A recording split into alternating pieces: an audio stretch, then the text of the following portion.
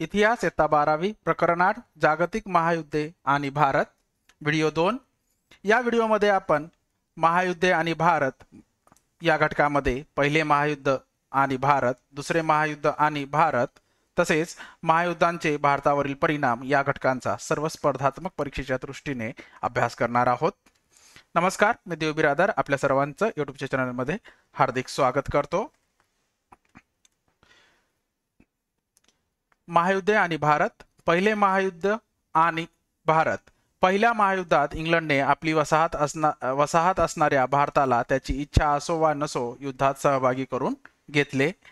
भारताने इंग्लंडला पैसे, अन्य धान्य, कापड, युद्ध सामग्री तसेच मनुष्यबळ या रूपात मदत केली।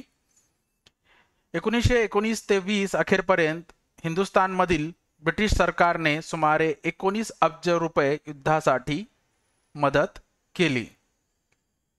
म्हणजेच काय, हा सर्व बोजा जो आहे 19 अब्ज रुपये जो आहे हा भारतीयांना सोसावा लागला, म्हणजेच उचलावा लागला। इंग्लंडने भारतातून पाठवलेले सैन्य काय होते व भारतीय अधिकारी व सैनिक याचा जे आहे इथे एक तक्ता दिलेला आहे, टेबल दिलेला आहे। त्यानुसार आपल्याला लक्षात येईल की जे आहे मेसोपोटेमियामध्ये सर्वात जास्त भारतीय अधिकारी व सैनिक यांनी लढा दिला होता। त्या पश्चात जे आहे इजिप्त, त्यानंतर जे आहे फ्रान्स या राष्ट्राच्या धर्तीवरती जे आहे भारतीय सैन्य व अधिकारी व सैनिक यांनी जे आहे इंग्लंडच्या वतीने जे आहे युद्ध लढले होते। पहिल्या महायुद्धात शौर्य गाजवणाऱ्या 17 भारतीय सैनिकांना विक्टोरिया क्रॉस हे पदक देण्यात आले आणि हे जे विक्टोरिया क्रॉस जे आहे हे सर्वोच्च पद जे आहे सर्वोच्च सैनिकांना दिला जाणारा सर्वोच्च पद किंवा सर्वोत्तम जे आहे अवॉर्ड जे आहे ते विक्टोरिया क्रॉस हे आहे। या युद्धात भारताने जे आहे इंग्लंडला भरीव मदत केली। दारुगोळा, शस्त्रास्त्रे, कापड, जूट, तंबू, ताक, छोट्या नौका, इमारती, लाकूड, रेल्वे आणि वाहतूक साधने इत्यादी साधन सामग्री जी आहे भारतातून युरोपात पाठवली।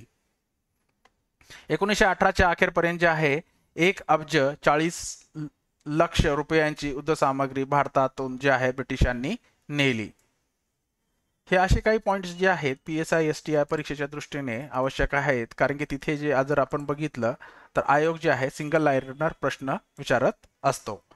या महायुद्धाचे पडसाद जे आहे विविध क्षेत्रांवर उमटले। युद्ध म्हटलं की जे आहे ते कोण कोणाशी लढलं, त्याच्यामध्ये कोण हारलं, त्याच्यामध्ये कुठले करार झाले इत्यादीच बाबींचा अभ्यास जो आहे तो विद्यार्थी मित्र करत असतात। परंतु या व्यतिरिक्त जे आहे एखाद्या युद्धामध्ये प्रथमदा कुठली एखादी गोष्ट वापरली गेली, टँक वापरले गेले किंवा एअरफोर्स वापरली गेली किंवा एखाद्याचा वैज्ञानिक शोध लागला गेला किंवा त्याच्या पश्चात युद्धाच्या पश्चात एखाद्याचा शोध लागला गेला, अशा बाबींचा देखील अभ्यास जे आहे स्पर्धात्मक परीक्षेच्या दृष्टीने करणे आवश्यक आहे। या महायुद्धाचे पडसाद विविध क्षेत्रांवर उमटले। यात ज्या लष्करी युद्ध सामग्रीचे उत्पन्न, नागरी उद्योगधंदे, व्यापार, आर्थिक धोरणे, सागरी वाहतूक, दळणवळण, शेती व अन्नधान्य उत्पादन, इंधन पुरवठा, संरक्षण व्यवस्था इत्यादी क्षेत्रांचा समावेश आहे। यात विशेष करून जे आहे युद्ध सामग्रीच्या उत्पादनामध्ये जे आहे सर्व मोठ्या प्रमाणावर याचं जे आहे युद्ध सामग्री बनवली जाऊ लागली। त्यानंतर संरक्षण व्यवस्थेला अधिक महत्त्व दिले जाऊ लागले। या युद्धामुळे भारताच्या औद्योगिकीकरणास चालना मिळाली। यामुळे झालेले प्रत्यक्ष व अप्रत्यक्ष बदल जे आहे लोखंड, पोलाद, कोळसा व खाण उद्योगात दिसून आले। पहिल्या महायुद्धानंतर जे आहे भारतात मोटार वाहतूक आणि मोटार गाड्यांच्या संख्येत वाढ झाली। अशा बाबी ज्या आहेत काही स्पर्धात्मक परीक्षेच्या दृष्टीने महत्त्वाच्या असतात। युद्धकाळ व युद्धानंतरच्या काळात भारतीय व्यापारात सुमारे 33 कोटी रुपयांची निर्यातीत घट झाली। शेतीमालाला मंदी आली तर औद्योगिक मालाच्या किमती वाढल्या। म्हणजे भारतावर या युद्धाचे परिणाम काय झाले या अनुषंगाने हे सर्व मुद्दे जे आहेत महत्त्वाचे आहेत।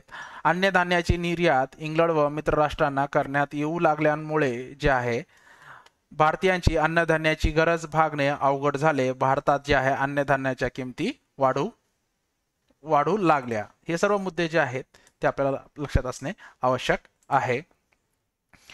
पहिल्या महायुद्धातील सहभागाचे भारतावर संमिश्र परिणाम झाले. संरक्षणाच्या संदर्भात जे आहे भारतीय सैनिक आणि भारतीय नेते यांच्या लक्षात काही गोष्टी आल्या. युरोपात लढताना आपली शस्त्रास्त्रे अन्य राष्ट्रांपेक्षा कमी दर्जाची आहेत हे लक्षात आले. विमाने, अप्रगत यांत्रिक साधने व तोफखाना, अपुऱ्या वैद्यकीय सुविधा, सैन्याच्या आधुनिकीकरणाकडे दुर्लक्ष, सैन्याच्या शास्त्रशुद्ध प्रशिक्षणाकडे डोळेझाक, युद्धोपयोगी सामग्रीचे राखीव साठे नसणे यामुळे आपण किती मागे आहोत हे भारतीयांच्या लक्षात आले. या परिस्थितीत बदल घडवून आणण्यासाठी ब्रिटिश सरकारने एक समिती स्थापन केली. या समितीने ज्या लष्करातील सुधारणांच्या संदर्भात सूचना केल्या.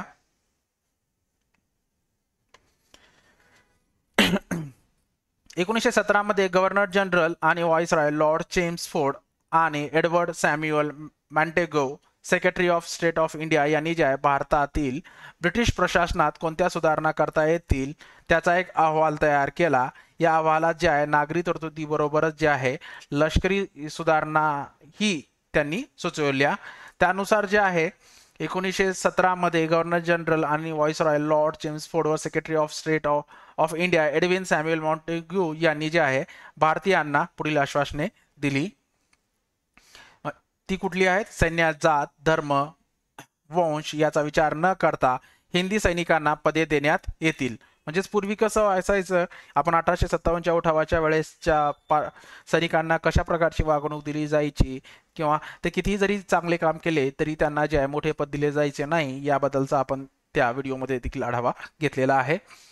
सैन्यात योग्य प्रमाणात हिंदी सैनिक भरती करण्यात येईल. इंग्लंडमधील सँडहर्स्ट अकादमी प्रमाणे जे आहे हिंदुस्थानात अकादमी स्थापण्यात येईल. या अकादमीत जे आहे 10 जागा हिंदी तरुणांसाठी असतील. इंदोर येथील लष्करी महाविद्यालयातून सैनिकी शिक्षण घेतलेल्यांना जे आहे किंग्स कमिशन देण्यात येईल. म्हणजे हेच पद जे आहे ते बहाल करण्यात येईल. घोडदळात कपात करण्यात येईल. प्रादेशिक सेना अधिक सुसज्ज करण्यात येईल. त्याप्रमाणे कार्यवाही सुरू करण्यात आली. 1921 मध्ये जे आहे हिंदुस्थानात युद्धोपयोगी वस्तू व पुरवठा हे नवे खाते सुरू करण्यात आले. ही बाब देखील एक स्पर्धात्मक परीक्षेच्या दृष्टीने महत्वाची आहे. भारतीय वायुसेनेचा पाया विस्तृत करण्यास या महायुद्धाचा उपयोग झाला. हिंदी नौदलाने जे आहे इराणच्या आखातात जे आहे स्वतःचे कर्तृत्व दाखवले.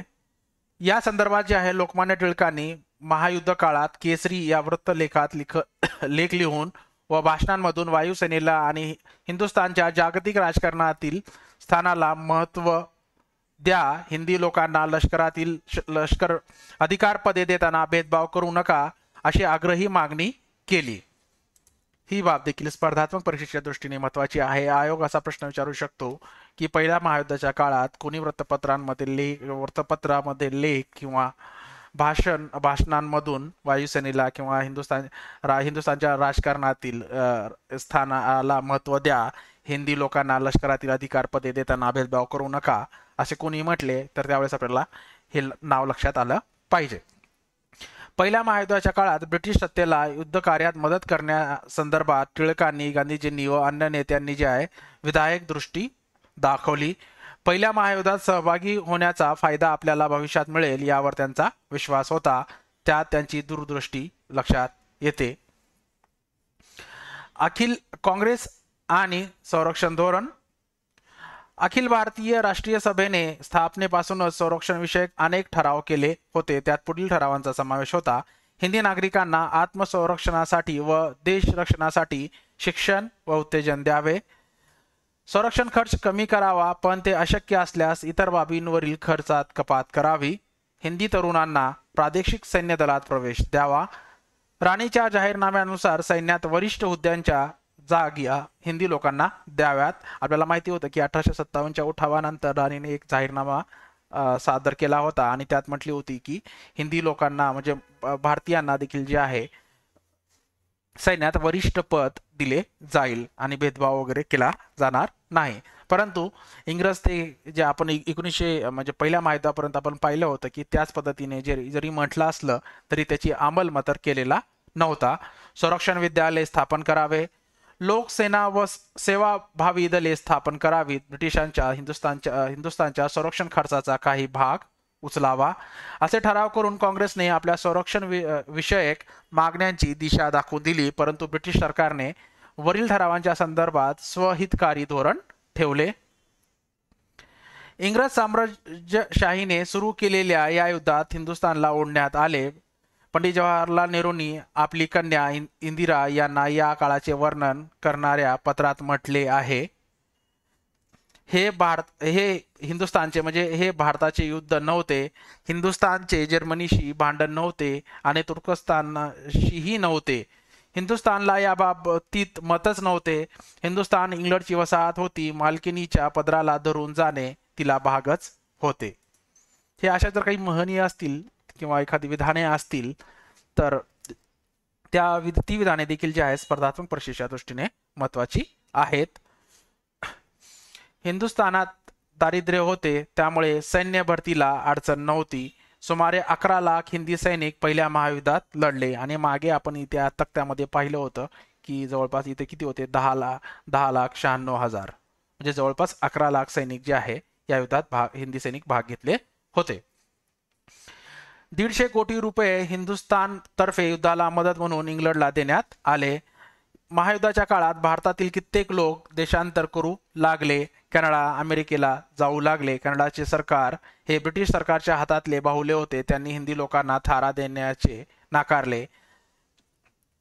बाबा गुरुदीत सिंग यांच्या नेतृत्वाखाली गेलेल्या कामगाटा मारू जहाजाला जे आहे कॅनडाने आपल्या बंदरात जे आहे व्हॅक्यूवर नांगर टाकू दिला नाही. म्हणजे एखादी बोट वगैरे जे आहे समुद्र किनाऱ्यावर जाते तेव्हा समुद्र किनाऱ्यात तिथे जे आहे एक नांगर टाकले जाते जेणेकरून जे आहे ते नौका जे किंवा जे बोट जे आहे ते पाण्यामध्ये तरंगत परत जाणार नाही. म्हणजेच त्याला कुठेतरी एक आधार दिला जातो जेणेकरून ती जे आहे ती पाण्यात वाहत जाणार नाही. हे परागंदा झालेले हिंदी लोक परत भारतात आले. कामागाटा मारू हे जहाज जे आहे कोलकात्याच्या जवळच्या बजबज या बंदरात पोहोचले. जहाजातील उतारूंनी ताबडतोब आपल्या गावी जावे असे त्यांना इंग्रज अधिकाऱ्यांनी सांगितले.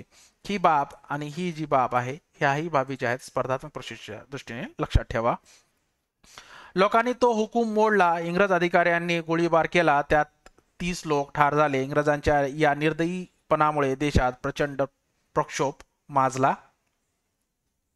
पहिल्या महायुद्धाचा आणि Tata iron and still company म्हणजेच टिस्कोचा ह्याचा जवळचा संबंध आहे. पहिल्या महायुद्धात जे आहे जमिनीवरच्या युद्धात जे आहे सैनिकांच्या वेगवान हालचाली युद्ध सामग्रीचे हलव यासाठी रेल्वे शिवाय दुसरा पर्याय नव्हता. युरोपात इंग्लंडला उत्तम रेल्वे रुळांची गरज होती आणि इराकच्या प्रदेशातील लष्करी हालचालीसाठी इंग्रजांना जे आहे रेल्वे रूळ आवश्यक होते. इंग्रजांची गरज ही कंपनीसाठी संधी ठरली. कंपनीने जे आहे अहोरात्र कष्ट करून सुमारे 1500 मैल लांबी भरेल एवढे रूळ पुरवले. म्हणजेच कोण? या टिस्को कंपनीने. भारतीय कंपनीला पोलादी रूळ तयार करता येणार नाही. तसेच इंग्लंडमधील काही वरिष्ठ अधिकाऱ्यांना इंग्लंडमधील काही वरिष्ठ अधिकाऱ्यांना वाटत होते. परंतु भारतीयांनी त्यावर मात केली. पहिले महायुद्ध संपल्यानंतर जे आहे संपल्यावर जानेवारी 1919 मध्ये व्हाईसरॉय लॉर्ड चेम्सफोर्ड टिस्कोच्या कारखान्यावर आले. चेम्सफोर्ड यांनी भाषणात इजिप्त, पॅलेस्टाईन व पूर्व आफ्रिकेत दोस्त राष्ट्रांना जे यश मिळाले त्यात भारताने पुरवलेल्या रेल्वे रुळांना विजयाचे श्रेय दिले. ही बाब देखील जी आहे आयोग विचारेल की नाही माहिती नाहीये, परंतु ही जी आहे ही देखील एक महत्वाची बाब आहे. आयोग कशाही प्रकारचे प्रश्न विचारू शकतो. त्या अनुषंगाने आपण सर्व तयारी करायला हवी. भारतीय लोकांनी मनात आणले तर काय करू शकतात याची साक्ष व्हाईसरॉयने दिली. जर्मनी हा देश राष्ट्रवादी होता. भारतावरही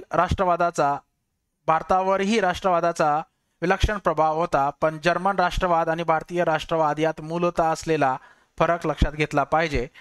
जर्मनी इतरांचे प्रदेश आपल्या घशाखाली घालून आपले राष्ट्र बलिष्ठ व मोठे करण्यासाठी आक्रमण करत होता, तर भारताचा राष्ट्रवाद जे आहे भारताच्या पायातील गुलामगिरीची श्रृंखला तोडण्यासाठी झटत होता. आपल्यालाच देशात नव्हे तर जगभर लोकशाहीचे वर्चस्व व्हावे अशा व्यापक ध्येयावर भारतीय राष्ट्रवाद आधारलेला होता. ॲबिसिनिया, स्पेन, चीन इत्यादी ठिकाणी जे आहे लोकशाहीचे लढे चालू होते. या ठिकाणी भारतीयांच्या वतीने शुश्रूषपाथके, स्वयंसेवक, अन्नधान्य इत्यादी मदत पाठवली गेली. जर्मनीत वंशभेद प्रबळ होता. हिटलरने लाखो ज्यूंची कत्तल केली होती, पण भारतात मात्र प्रथम पासून निरनिराळ्या धर्मांचे, वंशाचे आणि जातीचे लोक एकत्र गुण्यागोविंदाने राहत आले आहेत. हे भारतीय राष्ट्रवादाचे वैशिष्ट्य आणि मोठेपण दिसून येते. आता आपण हे झाल्या या 22 पाठ्यपुस्तकात दिलेल्या पाठ्यपुस्तकाच्या बाहेर जाऊन जे आहेत आपण या वर्ल्ड वॉर 1 म्हणजे पहिल्या महायुद्धाशी संबंधित काही महत्त्वाचे फॅक्ट्स जाणून घेऊयात. पहिल्या महायुद्धामध्ये 8 दशलक्ष सैनिक मरण पावले तर 21 दशलक्ष सैनिक जखमी झाले.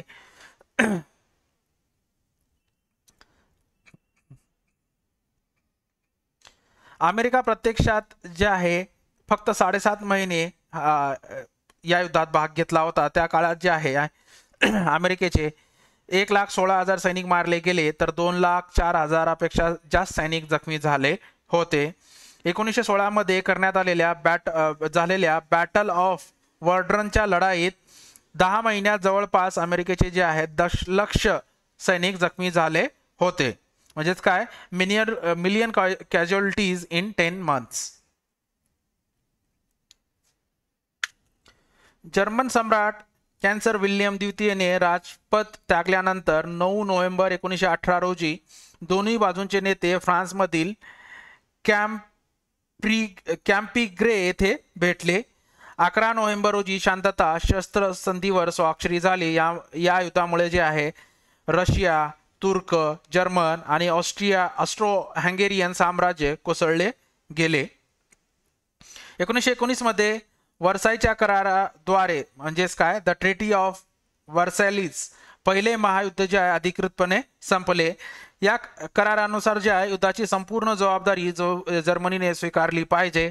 काही राष्ट्र तर काही अक्ष राष्ट्रांना त्याने जर्मनीने नुकसान भरपाई द्यावे. काही क्षेत्र जर्मनीने आपल्या आसपासच्या राष्ट्रांना सोपवावे. जर्मनीने त्याच्या आफ्रिकेच्या वसाहती सरेंडर कराव्यात म्हणजे ह्या अक्ष राष्ट्रांना द्याव्या. तसेच त्यांनी जे आहे सैन्याची संख्या कमी करावी.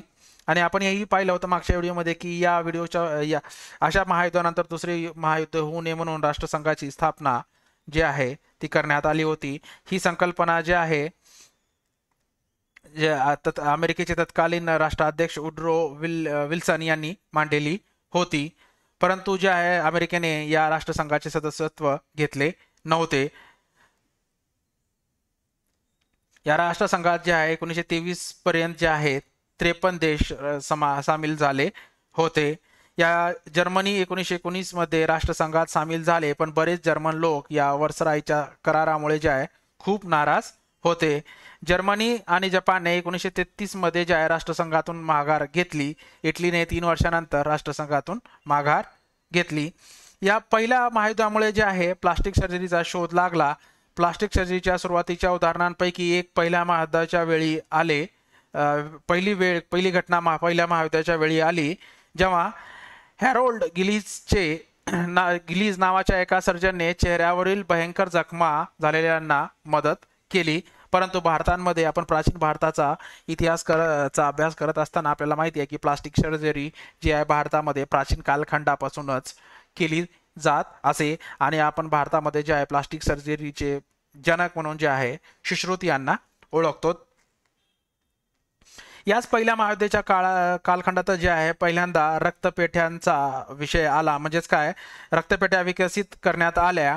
या दरम्यानच या युद्धाच्या दरम्यानच जे आहे जखमी सैनिकावर उपचार करण्यासाठी रक्त संक्रमणाचा नियमित वापर करण्यात आला. रक्त एका व्यक्तीकडून जे आहे थेट दुसऱ्या व्यक्तीला हस्तांतरित केले गेले. म्हणजे कसं आज जे आहे ब्लड बँकमध्ये जे आहे एका पिशवीमध्ये घेतलं जातं, पण पहिल्या महायुद्धादरम्यान जे आहे ते डायरेक्ट एका व्यक्तीकडून दुसऱ्या व्यक्तीला दिले जायचे. 1917 मध्ये अमेरिकेच्या आर्मी डॉक्टर कॅप्टन जे आहे ओसवॉल्ड जॉन्सनने जे आहे पश्चिम तटावर पहिल्या रक्तपेढीची स्थापना केली, म्हणजेच स्टॅब्लिश फर्स्ट ब्लड बँक. या युद्धामध्ये जे आहे टँक्स, विमाने, पाणबुड्या, मोटारसायकल, मशीन गन, विषवायू ज्याला पॉयझन गॅस म्हणतात, लँड माइन्स व ग्रेनेडचा वापर करण्यात आला. दुखापत अनेकदा गंभीर होती कारण हेल्मेट व गणवेश युनिफॉर्म जे आहेत हे शस्त्राशी जुळत नव्हते. या युद्धांमुळे जे आहे पहिल्या महायुद्धामुळे जे आहे खंदक युद्धामुळे सैनिक भयंकर लढत होते आणि अस्वच्छ परिस्थितीमुळे खंदक पाय आणि कॉलराचा उद्रेक झाला. खंदक पाय म्हणजे काय? थंड वातावरणामध्ये जे आहे थंड वातावरणामध्ये त्यावेळेस जे आहे तितके सॉक्स वगैरे एवढे चांगल्या क्वालिटीचे नव्हते, त्यामुळे सतत थंड वातावरणामध्ये पाय जर उघडे वगैरे जर ठेवले तर त्याच्यामुळे जो आजार व्हायचा त्याला जे खंदक पाय म्हणतात, त्याला इंग्लिशमध्ये जे आहे ट्रेंच फूट असे संबोधले जायचे. आणि या महायुद्धाच्या वेळी जे आहे पेन्सिलिनचा शोध लागला नव्हता, ज्यामुळे जे आहे शस्त्रक्रिया जखमेचे संक्रमण आणि शस्त्रक्रिया केल्यानंतर जे आहे हजारो सैनिक जे आहे मृत्यू पावले होते. जगाला पहिल्यांदा खरी जे आहे पोस्ट ट्रॅमॅटिक स्ट्रेस डिसऑर्डर म्हणजेच PTSD ची ओळख झाली. या युद्धामध्ये केले गेलेले स्फोट आणि दीर्घकालीन कालावधी संघर्षामुळे जे प्रभावित झालेल्या सैनिकांचे मानसिक वर्णन करण्यासाठी जे आहे 1917 मध्ये जे आहे वैद्यकीय अधिकारी चार्ल्स मायर्सने शेल शॉक हा शब्द वापरला होता.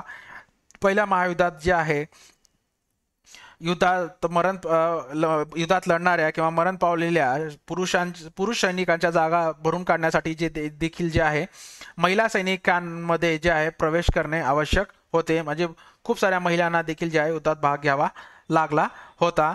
जर्मन लोकांनी जे आहे युद्धादरम्यान जे आहे प्रथम फ्लेम थ्रोवरचा वापर केला. म्हणजे आता आपण जे म्हणतो ना वायू कुठला मला शब्द आठवत नाहीये, जर कुठेही जर हे झाला असेल म्हणजे क्राऊड जर खूप जास्त झाली असेल तर तो वायू जे आहे ते आजही जे सगळीकडे जे आहे फ्लेम थ्रोवर्स आज वापरले जातात बहुतांश ठिकाणी. स्पॅनिश फ्लूमुळे जे आहे 2/3 सैनिक लढाईत मरण पावले तर 1/3 सैनिक जे आहे 2/3 सैनिक लढाईत मरण पावले तर 1/3 सैनिक स्पॅनिश फ्लूमुळे दगावले. लिटल विल्ली नावाची पहिली प्रोटोटाइप टँक जी आहे सादर करण्यात आली. First prototype tank named little Willey was introduced. या युद्धाशी संबंधित आणखी एक महत्त्वाची बाब म्हणजे पहिल्या महायुद्धाच्या काळात राज्य करणारे अनुक्रमे इंग्लंडचा राजा जो आहे जॉर्ज पाचवा, रशियाचा निकोलस दुसरा आणि जर्मनीचा कॅन्सर विल्यम दुसरा हे सर्व जे आहेत इंग्लंडची राणी व्हिक्टोरियाचे चुलत भाऊ किंवा नातवंडे होती. या युद्धादरम्यान जे आहे संदेश प्रसारित करण्यासाठी कबूतर आणि कुत्रे वापरली गेली. जे या कबूतर आणि कुत्र्यांच्या याच्यावरती जे आहे कॅप्सूल बांधून जे आहे त्याच्यामध्ये संदेश पाठवला जायचा. बर्था नावाची 48 टनांची बंदूक प्रथम वापरण्यात आली. आणि नो मॅन्स लँड ज्याला म्हणतात ही संकल्पना देखील जी आहे ही या पहिल्या महायुद्धानंतर जे आहे जगासमोर आली. आता आपण दुसरे महायुद्ध आणि भारत या पाठ्यपुस्तकात दिलेल्या घटकांचा अभ्यास करूयात. 1939 ते 1945 या कालावधीत दुसरे महायुद्ध घडून आले. युद्ध काळात भारताने उत्तर Africa, Egypt, Iraq, Iran, Greece, Myanmar, Malaya इत्यादी येथील युद्धात जे आहे सहभाग घेतला. दुसरे महायुद्ध संपल्यानंतर जे आहे मलाया, इंडोनेशिया आणि चीन येथील पुनर्रचनेच्या कार्यात भारतीय सैन्याने आपले योगदान दिले. भारतीय वायुसेनेने जे आहे आसाम आणि म्यानमार येथील लढायांमध्ये भाग घेतला. भारतीय नौसेनेने जे आहे अरबी समुद्र व बंगालच्या उपसागरातील लढाईत सक्रिय सहभाग नोंदवला. या युद्धात ज्या इंग्लंडने विजय मिळवण्यासाठी भारताचे शोषण केले, भारताचा या युद्धाशी काही संबंध नसताना त्याला या युद्धात ओढले गेले. भारतीय भूमीचा वापर त्यांनी स्वतःच्या स्वार्थासाठी केला. युरोपातील दोस्त राष्ट्रांसाठी औद्योगिक उत्पादने, कपडे, जीवनोपयोगी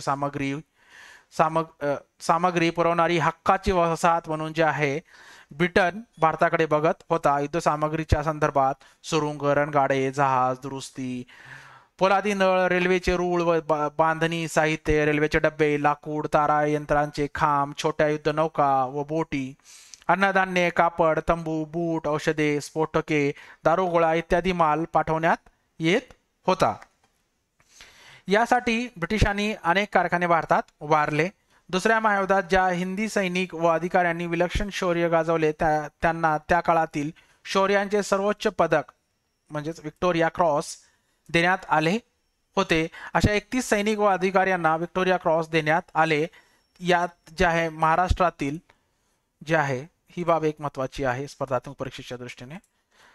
महाराष्ट्रातील नाईक यशवंत घाडगे, 5वी मराठा लाईट इन्फंट्री, सैनिक नामदेवराव जाधव, 5वी मराठा लाईट इन्फंट्री या दोघांचा समावेश होता. पहिल्या महायुद्धापेक्षा दुसरे महायुद्ध अधिक संहारक होते. पहिल्या महायुद्धाच्या तुलनेत ते अधिक व्यापक होतेच, परंतु या युद्धात जे अधिक प्रगत तंत्रज्ञानाचा अवलंब करण्यात आला होता. या युद्धास जे आहे व्हर्सरायच्या या असे म्हटले जाते की या युद्धास मूळ कारण जे आहे ते द ट्रीटी ऑफ व्हर्सॅलिस नुसार जर्मनीवर लादलेल्या अटी व जर्मन लोकांच्या राष्ट्रसंघातील देशांबद्दलच्या मत किंवा असंतोष कारणीभूत होते. आपल्याला माहीत आहे की द ट्रीटी ऑफ व्हर्सॅलिस म्हणजे व्हर्सायचा करार युरोपात शांतता प्रस्थापित करण्याच्या उद्देशाने केला गेला होता. तसेच युद्धामुळे झालेल्या नुकसान भरपाईची रक्कम जर्मन देशाने द्यावी. तसेच ते फक्त लहान सैन्य ठेवू शकतात ज्यात हवाई दल, पाणबुड्या व टँक्स नसतील. महायुद्धांचे भारतावरील परिणाम या घटकाचा अभ्यास करण्या अगोदर जे आहे ते आपण आणखी काही बाबी जाणून घेऊयात.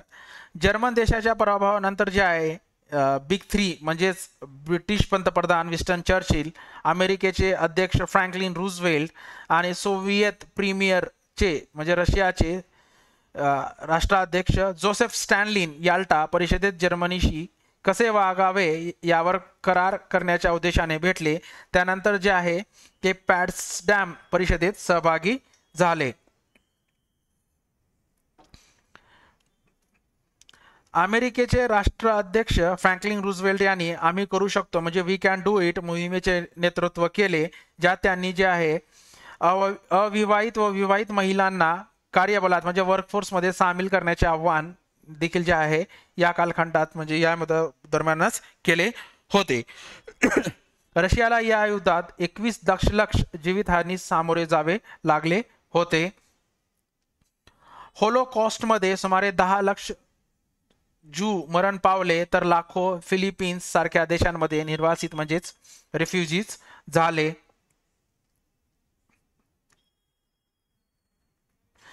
व दुसऱ्या महायुद्धाच्या दरम्यान जे आहे अमेरिकेत जे आहे हॅमबर्गरला लिबर्टी स्टिक्स असे म्हटले जात असे, कारण जर्मन नाव टाळण्यासाठी. हॅमबर्गर जे आहे हे जर्मन नाव आहे.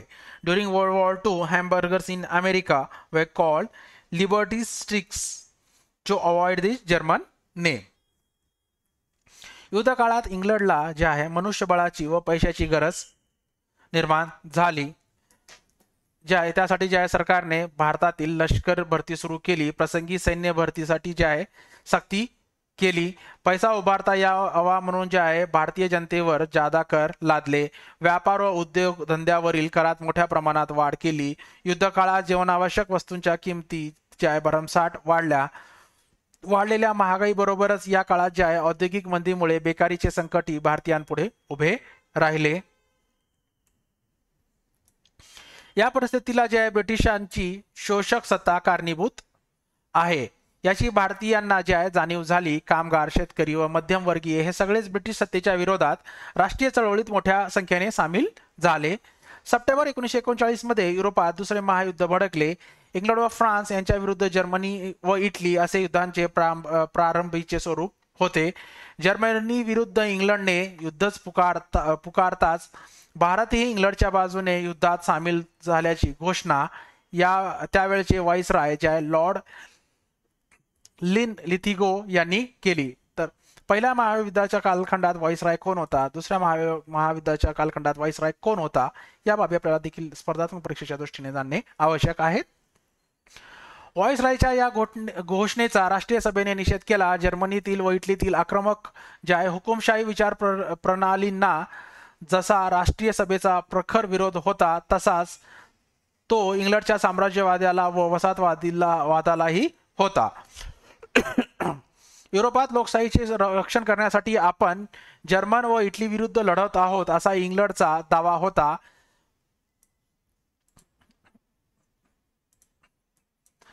तो खरा असेल तर इंग्लंडने भारताला तात्काळ स्वातंत्र्य द्यावी अशी मागणी राष्ट्रीय सभेने केली.